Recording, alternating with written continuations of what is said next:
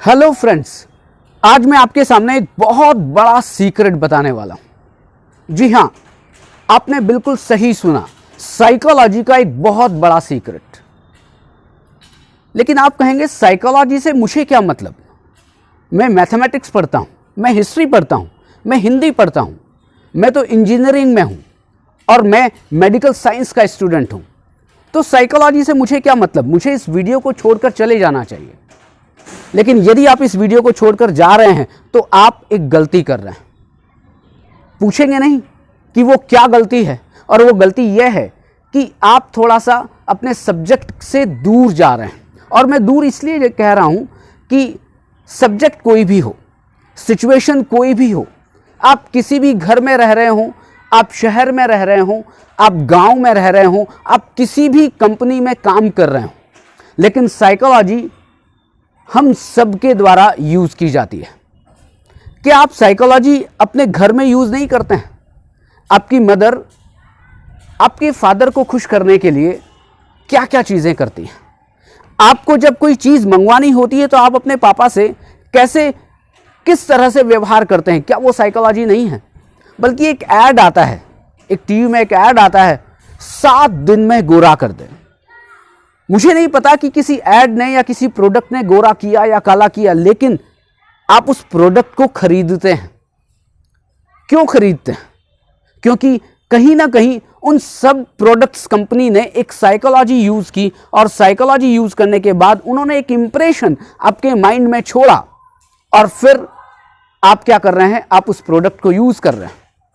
आप जहां कहीं भी अपने पूरे चारों ओर आप देखें, थोड़ा सा नजर दौड़ाएं, हर कोई व्यक्ति, वो चाहे एक चाय वाला हो, चाहे वो कपड़ों की दुकान रखने वाला हो, चाहे वो एक बहुत बड़ी कंपनी का मालिक हो, वो साइकोलॉजी को यूज करता है। लेकिन मुझे स्टूडेंट कहते हैं, सर साइकोलॉजी समझ नहीं आती, सर साइकोलॉजी को मैं जितना याद करता हूं उतना ज्यादा मैं भूल जाता हूं। बस यही है साइकोलॉजी का सबसे बड़ा सीक्रेट, कि साइकोलॉजी को याद नहीं किया जाता। क्या आप हिस्ट्री पढ़ रहे हैं कि आप उसके साल को याद कर रहे हैं कि किस सन में युद्ध हुआ था, किस सन में कोई आदमी मरा था, या किस सन में किसी का जन्म हुआ था? नहीं। क्या आप फिजिक्स, केमिस्ट्री या कोई साइंस का सब्जेक्ट पढ़ रहे हैं कि आपको इक्वेशन याद करनी पड़ रही है? आप साइकोलॉजी पढ़ रहे हैं। अच्छा, ये बताएं साइकोलॉजी का अर्थ क्या होता है? तो आप उत्तर देंगे, psychology is the study of behaviour. व्यवहार का अध्ययन मनोविज्ञान है। किसके व्यवहार का? मेरे व्यवहार का, और हम सभी के व्यवहार का अध्ययन मनोविज्ञान है। अब आप ये बताएं, आप व्यवहार को याद कर रहे हैं, क्या ये बात अचरज वाली नहीं है कि आप व्यवहार का अध्ययन कर रहे हैं लेकिन आप व्यवहार को याद करने की कोशिश कर रहे हैं? क्या आपकी मदर ने व्यवहार को याद किया था? क्या आपकी मदर ने घर में जो भी कुछ व्यवहार वो करती है, आपको खुश करती है, आपकी पेरेंट्स को खुश करती है, मतलब कि दादा दादी को खुश करती है, सबको खुश करती है और पूरे घर को संभालती है, क्या वो व्यवहार को याद करती है? नहीं। व्यवहार को याद नहीं किया जाता, इसलिए साइकोलॉजी को भी याद नहीं किया जाता। साइकोलॉजी को समझा जाता है, साइकोलॉजी को फील किया जाता है, साइकोलॉजी को एक्सपीरियंस किया जाता है। और वो एक्सपीरियंस कैसे किया जाता है?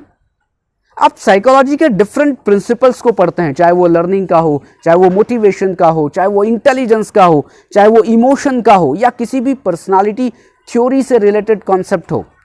आप क्या कर रहे हैं? याद कर रहे हैं। याद नहीं करना है, आपको ऑब्जर्व करना है उस प्रिंसिपल को, उस कॉन्सेप्ट्स को सबसे पहले अपने ऊपर। आप ऑब्जर्व करिए, अच्छा मैं ऐसा व्यवहार क्यों करता हूं, मेरे साथ ऐसा क्यों होता है। फिर आप देखिए कि दूसरे कोई व्यवहार क्यों कर रहे हैं।